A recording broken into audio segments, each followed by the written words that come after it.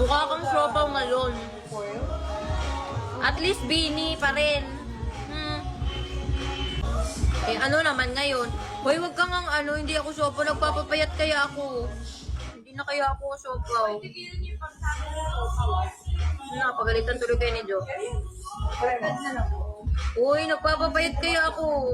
Hindi ko kaya magsabi ng siopaw. Pag ako naging ting-ting. Pag ano na talaga ako. Maala kayo dyan. Alam niyo ba, na-depress ako nung ano. As in, may times na ayoko nang umiti. No to body shame talaga. Experience ko yan ng ano, coconut era.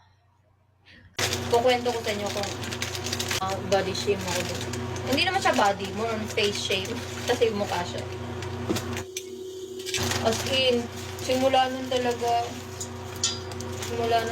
ayoko nang mag-smile. Kasi pinahiya ako sa madaming tao.